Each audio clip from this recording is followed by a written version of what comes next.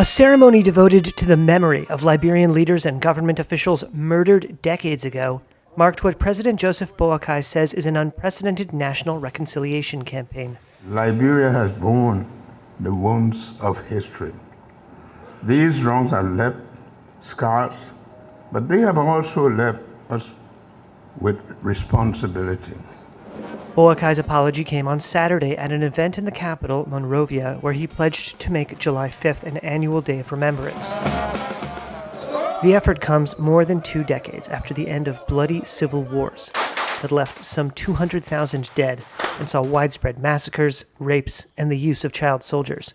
Boakai recently spoke at a reburial service for President William Tolbert, who was executed in a 1980 coup. The service was welcomed by Tolbert's surviving daughter. I am super excited and can't believe that in my life I've been able to see this 25 years after.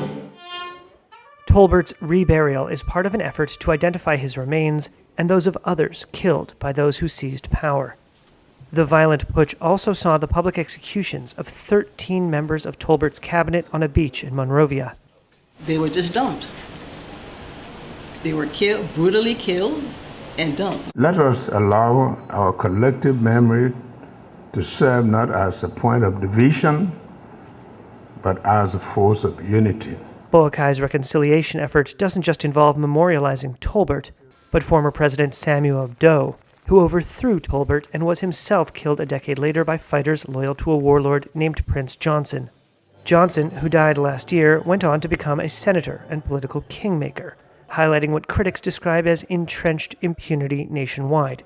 Human rights groups have repeatedly called for domestic war crimes prosecutions, but those have yet to start. Last year, Boakai signed an executive order to establish a war crimes court, and in April, he renewed that order.